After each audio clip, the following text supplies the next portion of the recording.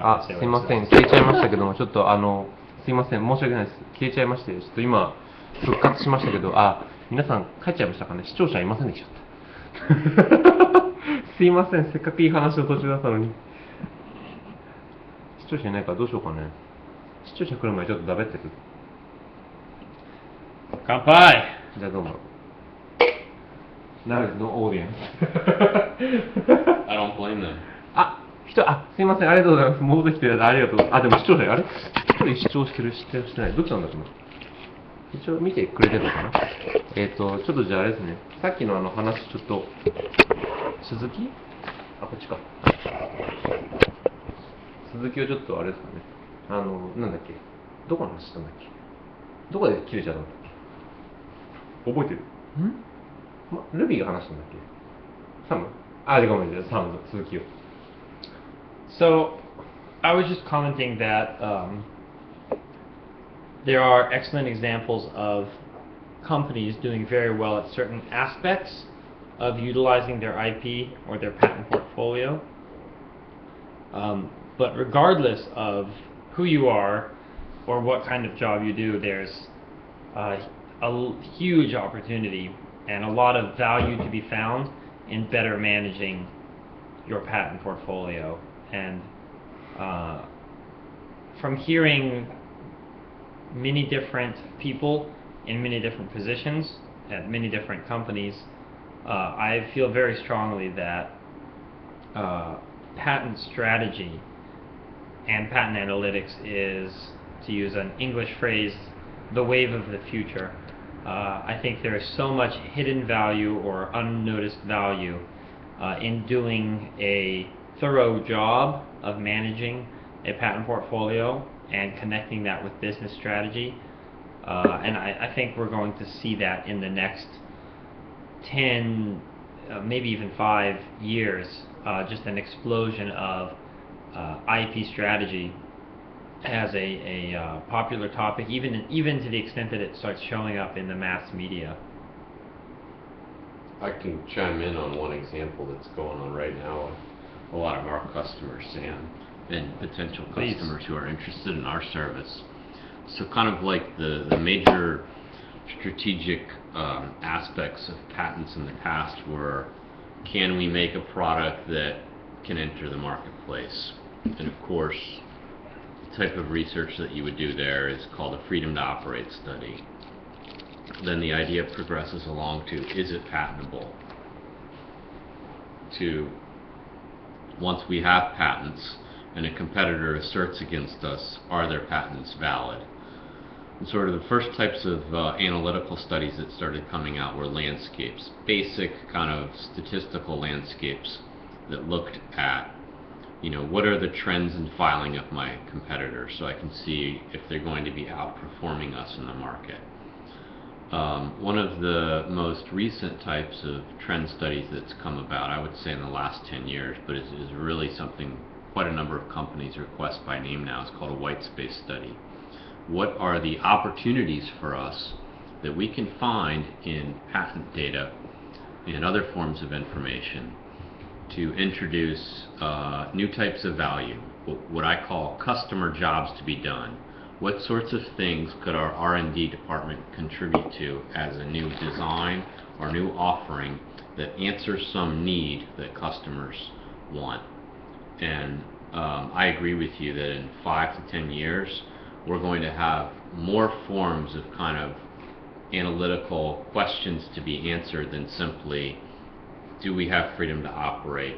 Is our idea patentable? Is it valid? Is there white space for us? And I think the ways that most of the advanced companies are addressing this now is by looking at classical business strategy, such as from Michael Porter, or even the disruptive innovation folks like Clayton Christensen. Absolutely. I agree. すいません。今また4人になりました。ありがとうございます。今ちょっとその特許戦略、パテントストラテジーですね、の話で、その5年から10年ぐらいでまたちょっと大きな変化がっていう話があったんですけども、そもそも今ってプロパテント、いわゆるプロパテントで、ちょっと最近あんま言わなくなりましたけど、do you know the meaning of the プロパテントNo. Teach me. プロパテントの時代っていう、ちょっと昔ですね、10年前とかぐらいプロパテントとかっていう話あったと思うんですけども、アメリカから始まったプロパテント、1985年のヤングレポートとか始まったプロパテントの時代で、プロパテントとアンチパテントって結局、なんか大きな波のようにですね、こう、繰り返し来てるものだと思うんですよ。で、今はプロパテントの時代なので、特許が非常に重要であるというところの文脈の中で、今特許の戦略という話が今後5年、10年で非常に大きな変化を迎えると思うんですけども、そのプロパテントの時代がそもそも、アメリカが基本的にやっぱりこう特許の全世界的な流れっていうのをこうちょっとこう牽引してくるところがあると思うんで、ちょっとそこら辺の話も含めて聞いてみたいと思います。And so, the patent is the period, and the patent is very important. And on the other hand, before 1985, and the patent is not so important in the industry, and this is called the anti-patent. And the big wave between pro-patent and patent is changed. How does it make sense? And after the Young Report in 1985, and President Reagan created a special committee, and as the head of the committee is Young, and the CEO of the Hewlett Packard. And so Ronald Reagan decided to have intellectual property is a very important asset in the United States, and because the 1980s, United States was losing their competence in the manufacturing industry, and especially in the electronics industry and automobile industry or something like that.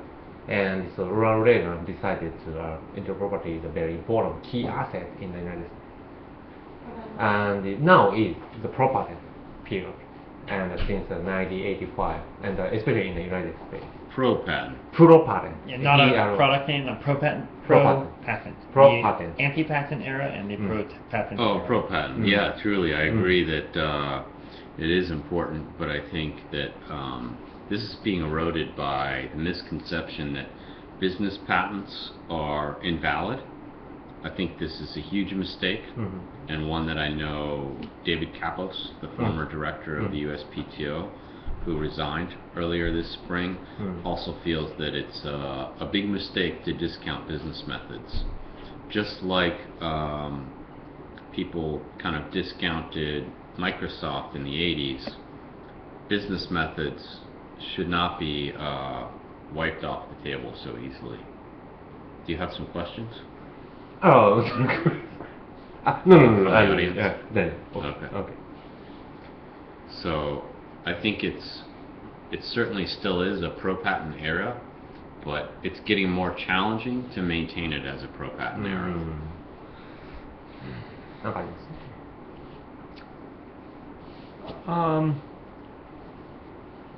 I think we've seen the value of patents in some pretty obvious examples. Most recently, the Apple and Samsung litigation case. But my impression is that we've had a very one-dimensional view of the value of patents, maybe two-dimensional, during this era of pro-patent. And I think the major shift that is happening right now is seeing patents as a strategic asset and not just a means of either creating markets or protecting oneself from competitors. So I think we're heading into a shift in era, and I think that in 30 years people will look back and will have a name for this period. I don't know what that is yet. But that's why I feel that right now is an opportunity for many businesses, because right now is a chance to catch that wave early and really capitalize on the benefits that will be brought about by using patents in a strategic way. The downside is that's very hard to do. Not cheap. But actually, that the not cheap comment brings up another point, which I often think about, which is that I get the sense that there's some averse reaction towards IP departments or towards patents because of the high cost of obtaining a patent, the high cost of litigation associated with patents, and the high cost of continued annuity fees and the relative difficulties associated with managing a portfolio. But the more I hear, the more I'm convinced that patents actually should be a source of profit and not a source of cost. And I get the sense that that is slowly shifting, so that patents are seen less as a cost center and will be seen more and more as a profit center for companies.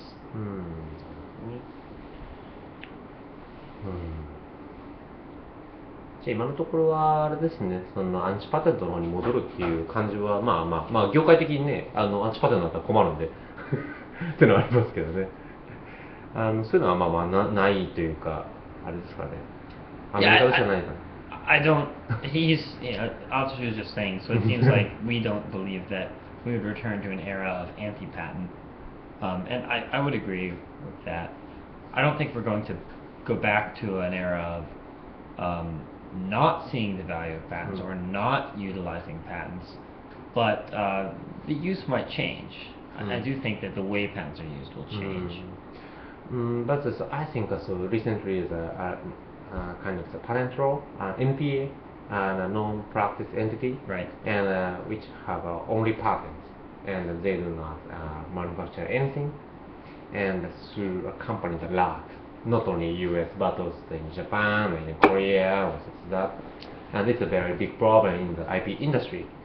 And I think the existence of NPE is to drive the trend from the pro-patent to anti-patent, and because the usage of the patent by patent troll is another correctly not the correct usage by of a patent. Make sense? Yeah. And how do you think about the NPE and or patent troll? Patent troll is a very common name in Japan. Right. And in US there are many patent troll and NPE, and in the US, how do you think about NPE as activity? And it's a very good tendency or bad tendency or neutral stance or something. I'd like to ask you to your insight. I'll comment. I have a comment too. You want to go ahead? Either way. Rock, paper, scissors. Rock, paper, scissors. With best 2 out of 3, all right? All right. Rock. We do 1, 2, 3. 1, 2, 3, shoot. Yeah. All right. 1, 2, 3, shoot. 1, 2, 3. 今すみません、順番決めてます。 1, 2, 3, shoot. なんかちょっとセンシティブな話題です 1, 2, 3, shoot. You go That was a first. good one. That was an example of strategy in motion. RPS. Look it up. X. The first thing I think that's important is to define patent troll, because patent trolls are NPEs, but NPEs are not always patent trolls. I'm going to define a patent troll as somebody who is acting in bad faith. In other words, they are intentionally utilizing loopholes in the law to gain an unfair competitive advantage. And I believe that is bad for innovation and bad for markets. I think that's a bad trend. But I also think there are some very good things that we can take from that. One is that patents are valuable enough, and effectively managing patents is a valuable enough activity that it can be a business model all by itself. And I think any company that's worried about NPEs should also first ask themselves, what are they doing right that's causing such headache for us, and why aren't we doing that? Or are we doing that? And if we aren't, why aren't we? Are there things we can learn from what they're doing to better benefit and add value to what we are doing. So resolving the negative trend, I think that's more of a government business problem where businesses need to come to government and present their opinions and help government create better policy. And on the other side, I think it's also food for thought when it comes to developing your own strategy or managing your own portfolio. Those are my thoughts.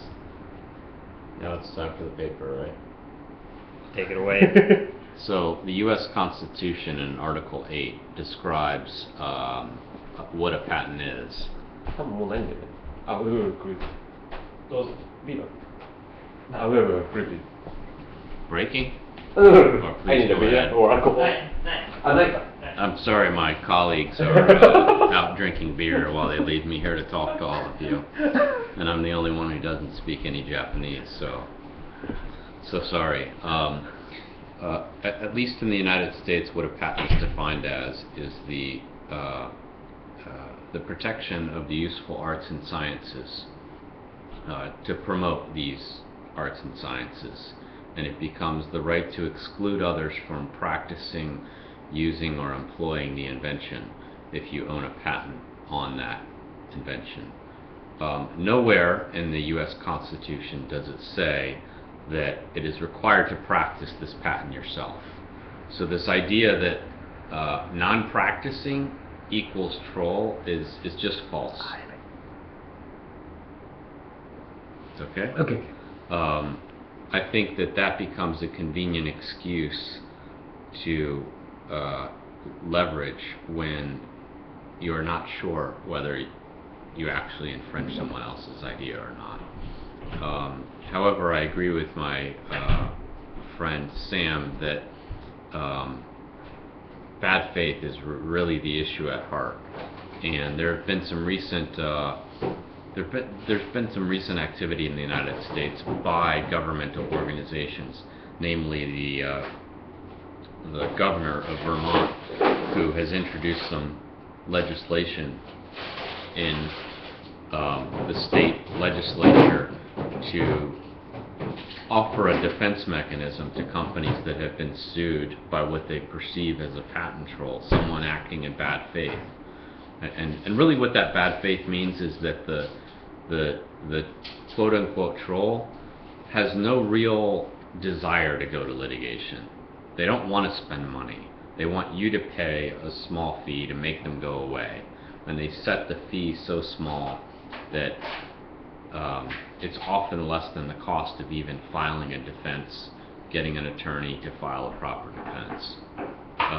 So I know in Vermont, which is one of the northeastern states of the United States in our country, the governor, after pressure from business, has introduced some legislation which may be passed that offers a different type of defense, not based upon patent law, but based upon bad faith sort of criminal law.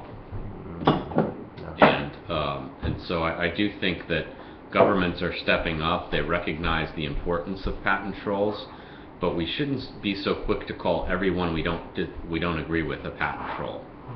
There are companies that are setting up new business models for licensing out inventions that may file in many patents themselves. That doesn't make them a patent troll just because they don't practice these inventions.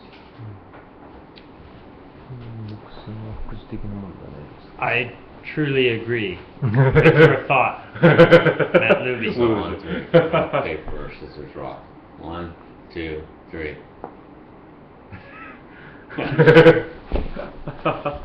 なるほどね。オーディエンスの方からコメントで、特許は技術を公開し、産業を活性化することが目的です。独占は副次的なものではないですか。そうですね、なるほど。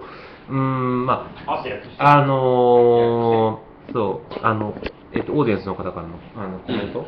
Is the patent has the main purpose of the patent is the Right to to open exclude others. to open the technology and the how do you say 活性化する activate the industry is the main purpose and the right. monopoly using a patent is the Reward top for top disclosure. Yeah. っていうのがまあ一つ目のコメントです。そんなことより国際標準を取りにとか、もっとえぐいやり方を教えてください。なるほど。国際標準を取りにとかもっとえぐいやり方ですか。なるほど。国際標準取りに行く、そうですね。なんか標準の話はちょっと出たので、ちょっと標準の話を聞いてみましょうか。So, audience is very interested in standard, such as the ISO or IEEE or something like that. And do you have any thought about the how to get standard and effectively or efficiently? And How to get them? Get or how to utilize standard in a patent strategy. Yeah, absolutely. So I can tell you that many of my clients come to me with the feeling that the industry standards such as 3G, 3GPP, 4G, LTE, Blu-ray, MPEG, these types of standards are being diluted, that too many of their competitors just kind of throw all of the patents into the standard, and it's very hard to detect what patents are truly essential and which are just sort of background library reading material type of stuff. So my thought is that we created a type of investigation where we read, where it's important to read the standard language and see what the true requirements are that have been agreed upon by the different members participating in the governing body of the standard committee, and then map these to patents, both that they own as well as those of their competitor. So I think standards are becoming a channel for companies to introduce products by labeling the product with the standard. A great example of that is Blu-ray. So I think it's just as important to do a freedom to operate study as it is to study how your patent maps to a standard. すみません、コメント英語でございます。Can you read it? To take the initiative of international standards, holding strong patents are needed. Can you read it? Yeah, they're right. To take the initiative for international standards, strong patents are necessary. Yes, I agree, and I think it's very important to aggressively pursue your standard activity. That's it? That's my response to the comment. How about you? What do you think? Yeah, I think it's very important to get, how do I say? いい。なんか僕は日本語で見ようか。Do you want to switch places? No So they can problem. see your Yeah, face. that's the point. Okay. そうですね、標準取り行くっていうのは非常に重要なポイントで、特に標準取り行くときに重要なのは、特許も当然重要です。特許を拠出する数とか、その特許の強さっていうのもあると思うんですけど、強さっていうのは非常に難しくて、どんだけカバーできるか、サンキューって言ってましたね。どんだけカバーできるか、その標準の範囲をカバーできるかっていうのがあると思うんですけど、その標準を策定する前の段階からいかに関わるかっていうところと、その標準策定前の段階からどれだけそれをカバーできるような特許を出願しておくかっていうところは、非常に重要なのかなと思いますね。当然標準にするにあたって数の論理みたいなのがありますんで、日本だけだったら当然コミュニティに入ってる企業の国とかいろいろあると思うんですけども、どんだけ仲間作りするかっていうのも当然重要なのかなと。Then how to build the portfolio? すごいアクティブなことですね。How to build the portfolio? build the portfolio ってあれですね。The standards portfolio? これはでも Entire portfolio? どっちのポートフォリオですかね。すいません、なんかどっちのポートフォリオか、パテントポートフォリオのことをおっしゃってるのか、それともスタンダードの方の、スタンダードに向けたポートフォリオの組み方みたいなところ、そうです。ジェネラル的なポートフォリオですかね。なんかそうですよねってちょっとコメントいきますね。どっちでしょうかね。ちょっとあれですかね。少し待ちますか。Do you want me to answer? Yeah. Mizaki. So I think that I think the overall principle for building a portfolio is to tie the corporate strategy to how IP is managed within the company. So one of the most important strategic tools that a lot of businesses use are things like Porter analysis. What are our competitive advantages over our competitors? What new products should we develop? Are we going to be a cost leader? Are we going to be a kind of a product features leader? Or, is it very, very important for us to partner with other companies? And that these major types of business initiatives, there can be more than one. You know, for example, Dow Corning. Dow Corning was a leader in silicon, especially high-end silicon. And recently, within the last 10 years, they decided to introduce an alternative to the high cost of silicon technology via a new company that they made called Xiameter, X-I-A meter. Do you want to translate, or this is fine, no problem? Yeah, no problem. So Dow Corning decided that they would not only be a high-end market leader, but also have a low-end alternative. And that must drive the development of your portfolio. You as an IP specialist, or even an IP manager, must be able to translate the needs of your managers into the types of patents that are going to be filed in order to protect the needs that your management tells you. I just want to reiterate what Matt just said, because I think it is such an important point and so often missed when asking questions about how best to do something internally, especially relating to strategy. And that is, the first question you should always ask is, what is the goal to be achieved, or why are we asking this question? The best kind of corporate strategy is one in which all elements of strategy are aligned and work together. So for that reason, the IP department strategy depends on the marketing strategy, it depends on the product strategy, it depends on the overall strategy, and vice versa. A brilliant IP strategy could fail if the marketing strategy is not aligned with that. So it isn't enough to simply build and manage a portfolio according to a best practice. You need to build and manage a portfolio according to the key strategic focus of your firm or of that particular product line. I think that's very important, and especially in Japan, I think one of the comments here relating to Sony and the, there are Blu-ray, but not just Blu-ray. I mean, I think Sony had one of the early versions of an MP3 player, and they lost big to Apple when it came to the iPod. So that just shows that there's more elements to strategy, and I think that having more communication, effective communication between departments, is one way to address that. インターネット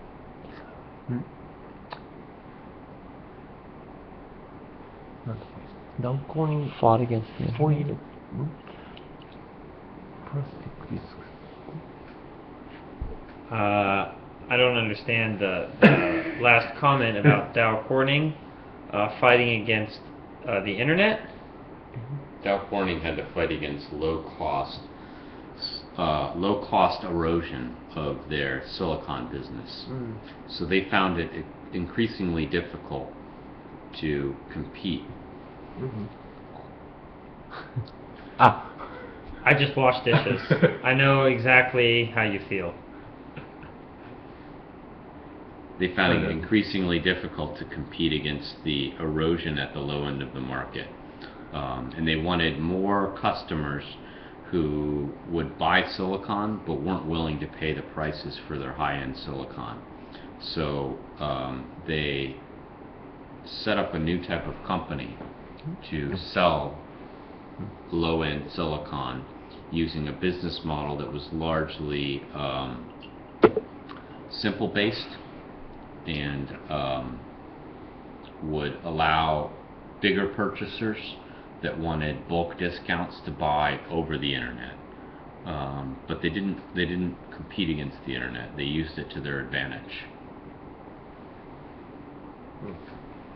And then for Sony, there's actually an extremely good example of how Sony built a wonderful portfolio of inventions against an extremely well-established competitor. In the 1980s, one of the top video game consoles manufacturer was Sega, and Sega dominated the market. The only newcomer really was Nintendo. Of course, now we know that the major game consoles are Microsoft Xbox, Sony PlayStation, and still to some degree the Nintendo Wii and Wii U. But these new competitors did not get into that market by accident. They started studying Sega's patent portfolio and looking for a way to enter a market that was dominated by Sega. And if you look at Sony's early patent filings and Microsoft's as well, they began filing inventions on like the joystick, the interaction between the game and the console to make the user experience more vivid and lifelike. And you'll see many of the early patent filings by these two companies, especially Microsoft and Sony, were related to entering Sega's market. And they eventually entered that market so thoroughly that Sega became only a software publisher. So there's another question here, which is, do U.S. companies research competitors' patent portfolios better than Japanese companies in order to build a corporate strategy? No, I don't think so. But I think they're more willing. I think that it's impossible to perform perfect research. And U.S. companies are more willing to take a risk on good research when they don't know the full answer. So I know some of the U.S. divisions of companies that we do work for that have Japanese headquarters believe that the research and development department in Japan has what's called analysis paralysis. They do so much analysis that they're paralyzed by the sheer amount of data that comes out of it. So I think something that U.S. companies do well is that they make informed judgments rather than perfect judgments. I agree with that completely, and I think that goes back to the risk discussion about risk averse as opposed to risk minimizing. I think American companies are more comfortable with uncertainty, and I'm not sure, but the Japanese companies might even do a better job of collecting and analyzing the data. The problem is that they get stuck doing that, and they do that for far too long, expecting far too much out of those results.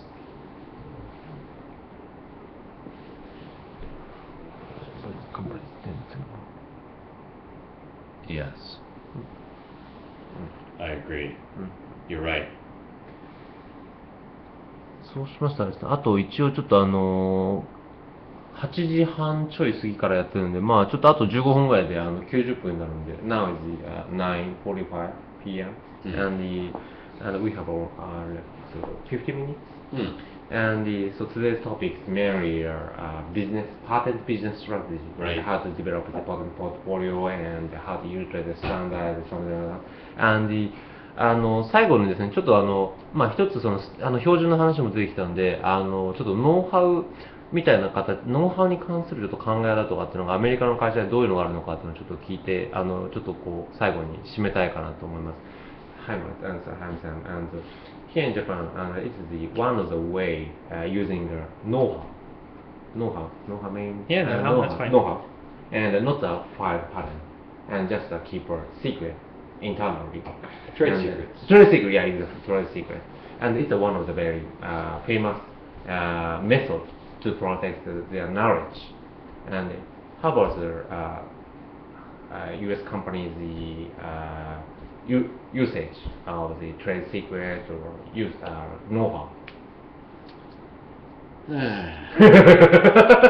So I worked on a very important trade secret case a couple of years ago that involved a very, very large U.S. materials company developing a very important type of spun polymer fiber.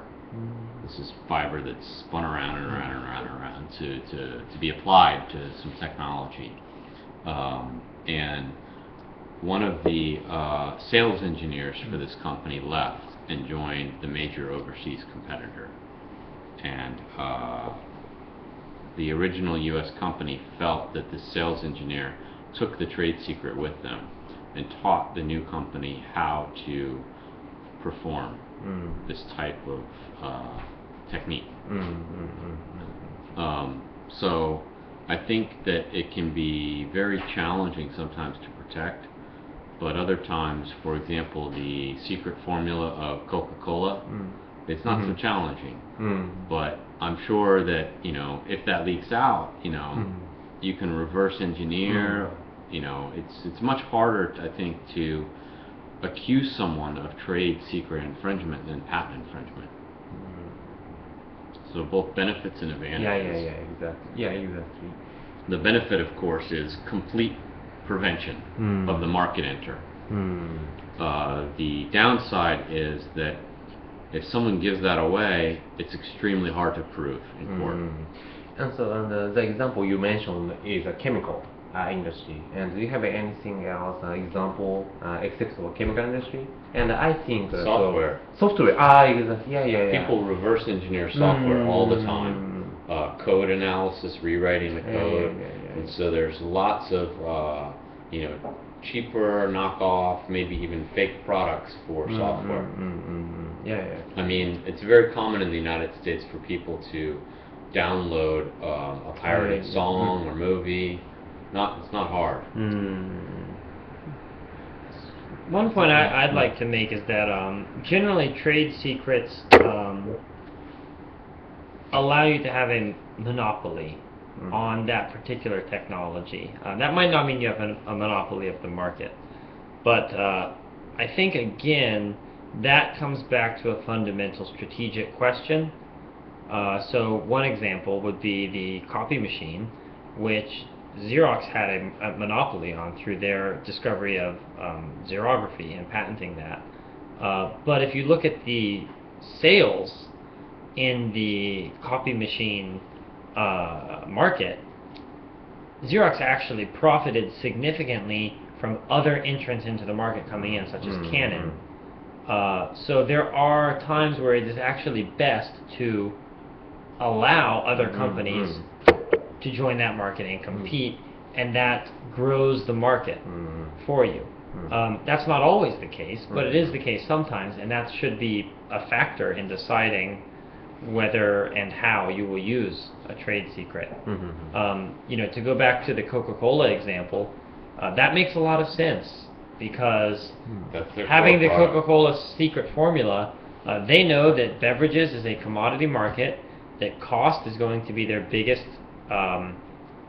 driver of business as well as threat. So they want to maintain the ability to sell a product that doesn't have you know, an appropriate substitute. There's Sprite and Pepsi and all these other things, but nothing tastes like Coca-Cola. Now, on the other hand, nobody patented a process for carbonating a beverage and kept that as a monopoly. So you can kind of see how different approaches would be used, even in the same market. It's probably a good thing for Coca-Cola that there are other carbonated beverages on the market, because that means that more people will learn and like to drink soda, and therefore more sales of Coca-Cola will be generated. So again, the same lesson here is everything has a context.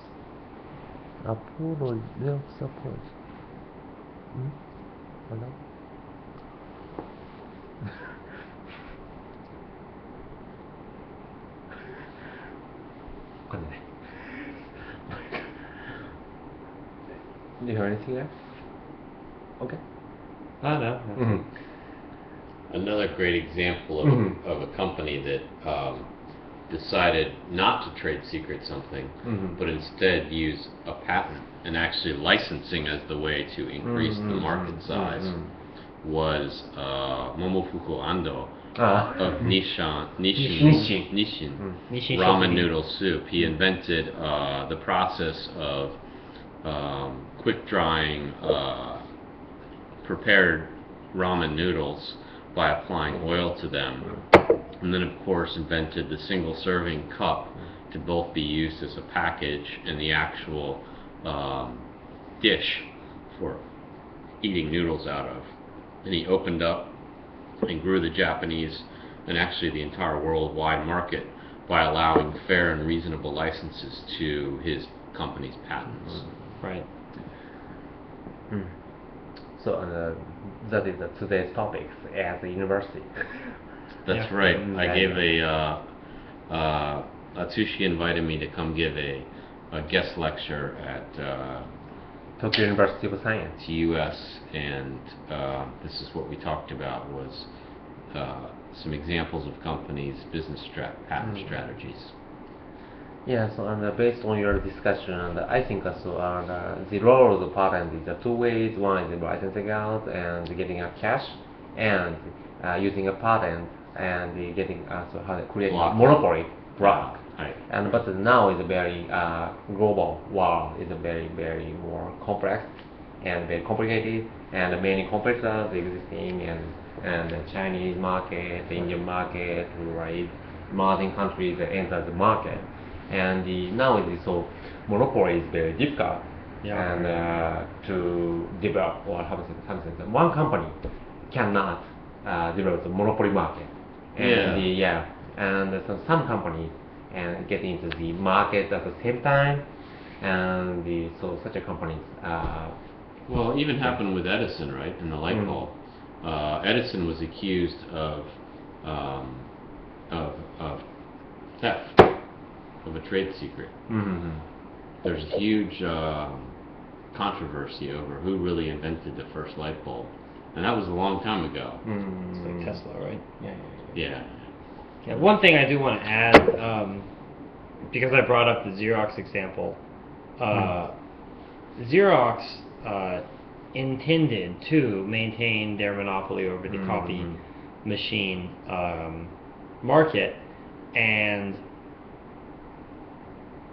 other companies found ways around the patents that Xerox created, which was very difficult at the time, but it's interesting to think about what may have happened if Xerox had, instead of tried to maintain a monopoly, had instead licensed out their technology for a fee and used their technical knowledge to stay at the front of the market and have the either aim for highest market share or aim for the highest profitability per unit.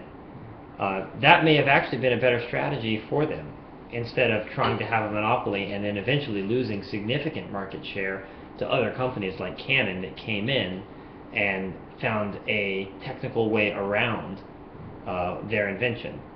So that's an interesting thought experiment, I think. そうですね。いろいろとちょっとなんか話がちょっと散漫的になったかもしれないですけど、ちょっと今坂部さんからもお話しいただきましたけど、特にアメリカの会社と日本の会社の違いみたいなところをフォーカスしてお話しいただいたのと、そこじゃないところもあると思うんですけど、やはりこうアメリカの考え方っていうんですか、アメリカの企業がどう考えてるかみたいなところが、私どもみたいな調査を専門にする会社のスタッフからでもちょっと感じ取れていただいたのであれば幸いかなと。で、ちょっと10時も近くなったんで、ちょっとこのセッションも途中ですいません、一回切れてしまって大変申し訳なかったんですけども、このセッションもちょっと終わりにしたいと思いますんで、最後に一言ずつですね、ちょっとサムとルビーから話をもらってちょっと終わりにしたいと思います。So I will close this session, but also I'd like to ask you to give us some comments to the audience. Any closing thoughts? Yeah. I have one, which is, I think you've heard us say a couple of times that the traditional type of business strategy with patents is blocking, and the more modern strategy is allowing in.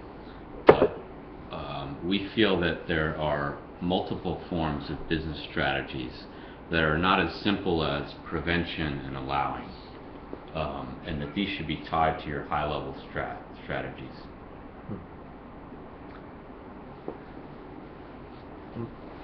And the final comment from me is that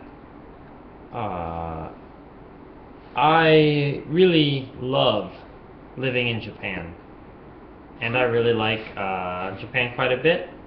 And something that I hear a lot from Japanese companies is that they seem okay with not improving or growing. And that's something that to me is really a pity and too bad, because I think Japanese companies have a lot to offer to the rest of the world. Really big companies obviously are global, but a lot of the mid-size Japanese companies have incredible value to offer. And I really hope that they become willing to be more aggressive and to be more global and share their value with the rest of the world more. Okay. Thank you for your time and lilistening. Yeah, thank you. And you're right about Xerox's patents. They aren't perfect. We agree. I agree with that. I agree with that 100%. そうしましたらちょっと1時間半にわたってお送りしました特許知財よもやま話第10回途中で切れまして大変恐縮申し訳ございませんでした。ちょっと今回第10回目すみません第10回目にして初めて英語での配信という形になりましたけども6名、今ちょっと4名の方に視聴いただいてますけども常時4名6名ぐらいの方に視聴いただきまして誠にありがとうございます。またちょっと英語での配信というのも今後もちょっとしていきたいと思いますのでぜひともよろしくお願いいたします。なおこのビデオをちょっとアップロードしたいんですけどちょっと前半部分がですねいきなり通信切れましたんでちょっと録画してるのがないので後半部分だけまた後でちょっとアップロードして、ホームページウェブサイトの方に載っけたいと思います。そうしましたら本日は皆様ご視聴いただきまたありがとうございました。また来週日曜日は通常の配信となりますのでよろしくお願いいたします。じゃあはい、Goodbye. Thank you so much. Goodbye. Bye bye.